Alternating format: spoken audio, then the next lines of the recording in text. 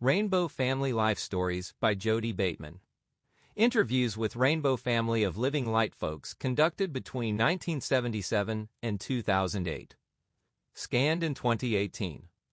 Jodey Bateman may be contacted on Facebook, 05.J.Feather4, Herstory. Although we really loved being on Rainbow Farm with Garrick and Charlotte, we had to leave Oregon.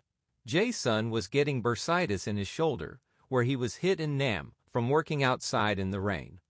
We had a pretty hard winter in New Mexico in some ways. In some ways it was pretty good. We learned a lot of lessons. We lost our baby when I was 4 months pregnant. I was just beginning to get big. I lost 20 pounds. I was vomiting blood. Our baby was supposed to be born deformed. So after much searching of hearts and prayer to God, we chose to have an abortion and gave our baby back to Him. But just because our baby might be deformed wouldn't mean that he wasn't going to be a high being with a place in the cosmos. And there was a chance of the child being born normal. Later, when our dog killed our baby chickens, it made me think back how I've had to deal so much with death and having babies. I have to get my spiritual thing together. Every single person who goes to a gathering gets something different out of it. And it's different every year. Like the Oregon gathering, some people said it was a farce. Others said it was great. I was disappointed that we didn't all pray together on the 4th, but otherwise it was great. I went to take JaySun's place in Love Israel's Council of Chiefs of Tribes. I went 3 times, and the Love family turned me away each time. The Oregon gathering felt like a lot of people were in the flow of helping the gathering happen by sharing their shelters and sharing their food. The great majority of the people in Oregon there are a whole lot of old families, spin-offs from Haight-Ashbury and the earlier era. It was heartening seeing Touch the Earth, one of those families bringing 500 pounds of tofu to the gathering, and the Inner Space family digging the shitters. Material added in the summer of 1989. Feather. I remember at the Oregon gathering it seemed there had never been a clear decision about if the next gathering site would be in Arizona or Washington. Henry the Fiddler put signs up on the trail saying, "Next year Arizona." That was an intense year, that's for sure. We ate alone maybe 4 nights between the 78 gathering and the 79 gathering. We put up with a lot, and it definitely did strain our relationship. It was really hard. Both of us tried to be accommodating to everybody. There weren't enough good people to balance it out. Just free lunch people. The New Mexico gathering was lots mellower than the Arizona gathering. Our landlord got plenty uptight about the gathering, that there was the danger of all these rainbow people moving in. We did lots of delicate negotiations with the town of Alpine, and did a talk to the Chamber of Commerce to allay a lot of fears, and then the first thing the early people did was rip off grocery stores after they walked in saying, "We're Rainbow." One night I went out to our bus, and this huge great horned owl was parked on top of the bus, and then he flew to the top of the log cabin and then to the wood pile. And it kept flying in a triangle like that, and it would fly right over my head within a foot or 2 of me. I felt no fear, but I definitely felt like it was trying to give me a message. I went into the cabin. Tufan was staying there. I told him about the owl outside, and he freaked out and cowered in the corner. When we had the pruning of the trees council that April 1979, I found out that Bear had died and the owl had showed up right when Bear was dying in Austin. When we tried to rent a place in Luna after the gathering, no one, absolutely no one, would rent to us, so we lived in a little cabin we rented in Alpine with our bus in the back. After I went to the West Virginia gathering in 1980, we lived on the Blue River in Arizona, and then we found the land in Pleasanton, New Mexico. I thought the Washington gathering in 1981 was really a beautiful sight. We had a good time there and worked a lot with the media. The sickness in Washington was hard to deal with, so many people got sick. I started working at the medical tent. People were just laid out with dysentery. We had to build a special shitter. It was hard for people to make it far. JaySun and I stayed with some folks in Spokane after the gathering. We hitched down as far as the Dalles on the Columbia River. I woke up crying. JaySun asked what was the matter. I said, I'm really not ready to leave the gathering yet. So I convinced JaySun we had to go to Garrick's farm, and we hitched there. No sooner had we gotten to the farm, Garrick was ready to head to the camp in Idaho, where people were scouting next year's gathering site. So we headed to Idaho with Garrick. We had some great adventures there. We climbed Rainbow Peak, went to the River of No Return Wilderness for a 3-day adventure. Some arsonists set 5 fires in a circle around our camp. One of the fires burned 30 acres. Very soon after the fires, we moved camp to a hot spring, and that's where we got a letter from Kuiz Kalkoatl, a Mexican Indian healer, asking to meet us at the Paiute Shoshone Sundance in McDermott, Nevada. Kuiz had met a woman who was traveling from Mexico with her 8-year-old son. The boy got a bad infection in his arm, and they told her at a clinic that they would have to amputate the arm. So she left the clinic, and she was standing in the street of this little village, just praying for someone to help, and a man walked up and said, "You must need a medicine man." So he took her to see Kuiz, and Kuiz healed her boy's arm. In 48 hours the boy was out playing ball, and she told Kuiz about the rainbow gathering. While she was there, he had a dream that he was standing in front of a huge rainbow, and an eagle flew under the rainbow towards him, circled his head, and then flew back over the rainbow. This indicated to him that he was supposed to come to the gathering. So he planned a tour of North America, going to the various reservations and also to the Washington Rainbow Gathering. So on his way to the gathering, his car broke down. But he did make it to Uncle Billy's land in Washington State. Uncle Billy is an Indian medicine man. Tabor and Mikkel had just gotten back from the gathering, and they did a sweat with Uncle Billy and Kuiz did a healing on Tabor his back. During that time, Kuiz had a vision of a deer and a coyote bird coming out of a fire, and merging as one, which to him indicated the spiritual merging of the South and North American continents. While they were at Uncle Billy's, Kuiz said he wanted to meet some of the people who had been with the gathering from the beginning. So 3 letters were written. So we left the night we got the letters. We drove straight through the night and arrived at sunset on the 3rd day of the Sundance. It was Garrick, Aisha, Eden Star and Barry and JaySun and myself. Rome and Tiber and Mikkel and Isape and 10 rainbow people had come from Uncle Billy's and had been there 14 days helping prepare for the Sundance. They had been working really hard hauling wood and water, helping out in the kitchen, gaining the respect and trust of the people there. This was the 3rd that they had had the Sundance on that land, and they had never had non-Indian people there before. So Kuiz was the guest dancer. The elders held a sign and decided that must be a sign that it was time to allow non-Indians at the dance. Some of the more militant young people were upset about the decision, and some of the medicine people had gotten sick right before the Sundance. The young people blamed that on the non-Indians. When Kuiz arrived, he did healings on all the people who needed them. When we arrived, we went directly to the camp set up by the Rainbow Crew and got filled in on the traditions of the Sundance and what we could and could not do. Say if we had washed our face, we couldn't just splash the water on the ground. We had to think of the dancers who were fasting from food and water for 4 days, and we should pour the water on the ground and pray over it. Nothing could cross the eastern entrance of the dance arbor. As soon as they had finished explaining it, the Indians in the Sundance security showed up. They asked for volunteers to work security at the front gate for the night and to help keep the sacred sweat fire burning all night and guard the eastern entrance to the arbor. Several of us eagerly volunteered, and we were paired up with the Rainbow Crew that had already been there. JaySun went to the front gate with Mikkel. We had an amazing night. In the arbor there was a man who had had a vision to be pierced and remained tethered to the tree of life for 24 hours. The next day we went to the arbor, and it just so happened that we walked to the northern section where the white flag was. As we were watching the dancers, when Kuiz came out, I knew it was him, although I'd never seen him before. We felt we had prepared ourselves enough to watch a ceremony that was still extremely profound, the ritual of piercing.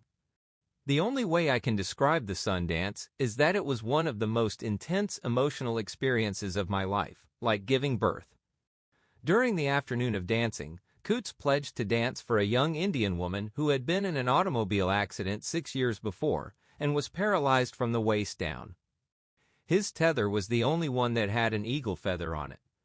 After he was pierced, he danced up to the tree of life 4 times. After the 4th time, he sprang back and the flesh broke. His tether arched like a bow, and the eagle feather touched the tree of life. The second the feather touched the tree of life, the woman he pledged for said, "The feeling is coming back in my legs again." That night there was a peyote ceremony held in 2 huge lodges near each other.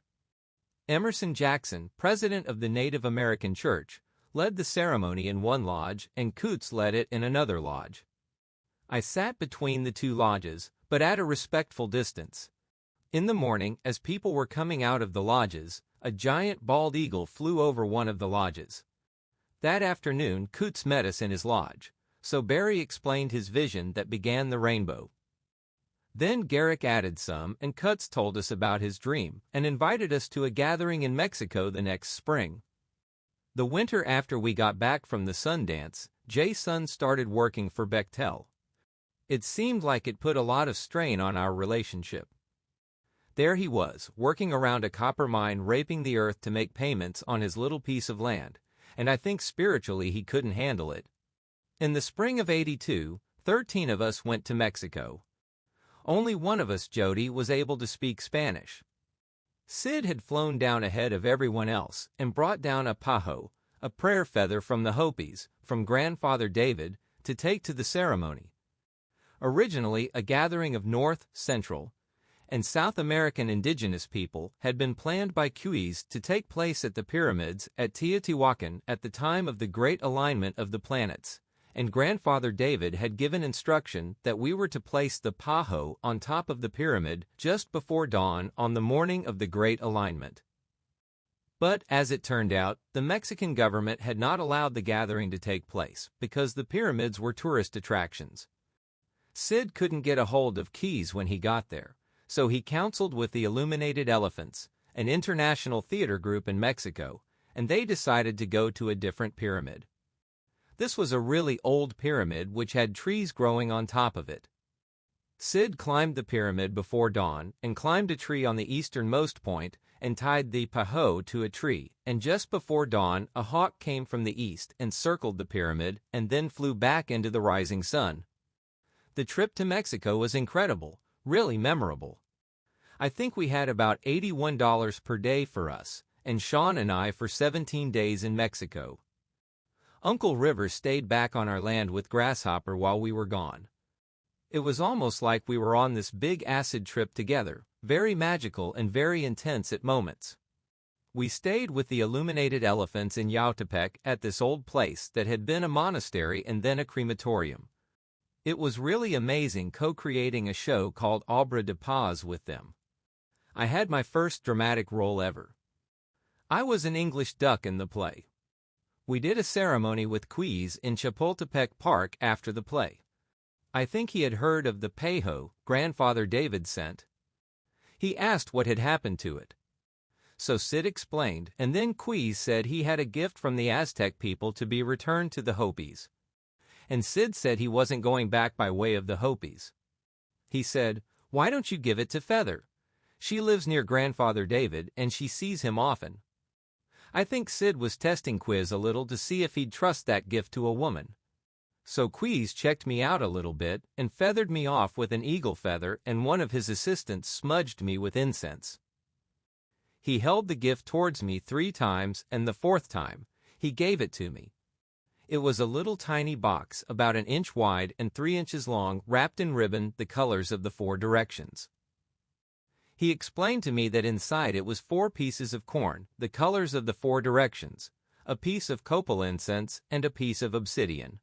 So he asked me to tell Grandfather David that this was a gift from his people to the Hopi people. He asked me to be sure the gift went from my hands to Grandfather David rather than sending it through the mail. It took 2 trips to Hopaland before we found him home to deliver it. At the Idaho gathering, Elaine and Louis of the Illuminated Elephants and another brother named Damien were going up to Regina, Canada, to the 4th Annual Assembly of First Nations. First Nations meet Red Nations. The Illuminated Elephants had been invited up there to dance, and they invited other people to come there with them. So another Louis, a big, tall black brother, a beautiful brother, said he would take us there in his school bus. So a crew of us, including Garrick, Mariba, Sonia, Dorothy, Felice, Tom, and others, volunteered to go help out. JaySun didn't go with Feather and the others to Canada. Feather. Elaine and her family went ahead of us in their station wagon.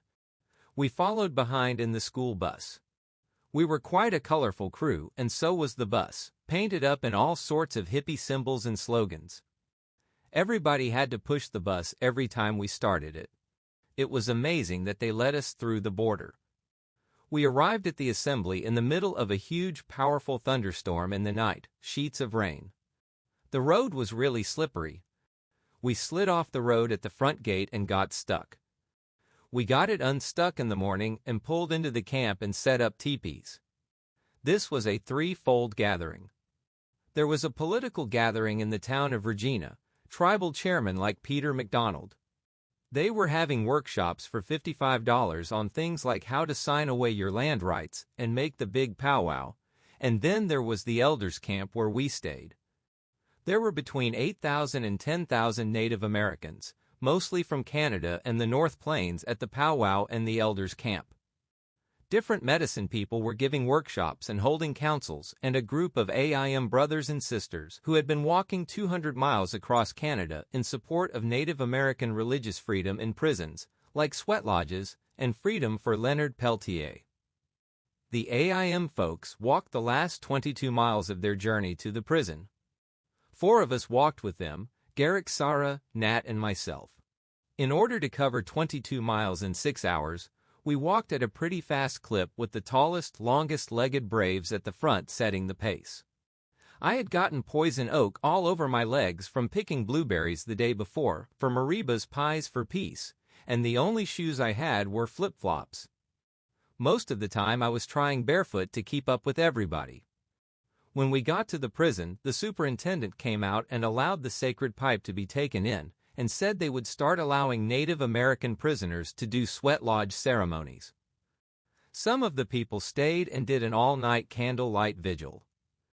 I went back with some of the others because there was supposed to be a sister's circle at the camp with one of the medicine people, and I was really interested. The next morning there were about 40 Native women there. I was the only non-Indian. Among the women there was a young woman who had come to our camp and demanded that we stop drumming and playing music at night. She said that we were insulting the elders. I was reminded of the I Ching throwing we had done, the darkening of the light, which I thought meant we should be very careful not to show disrespect. When it was that young woman's turn to speak, she expressed a lot of anger and hatred for whites, us in specific. The elder who was watching the sisters' circle said that when she was young, she too had intense hatred for whites, but she had met some white women who taught her that not all whites were bad, and it was just as bad to be racist towards whites as for whites to be racist towards Indians.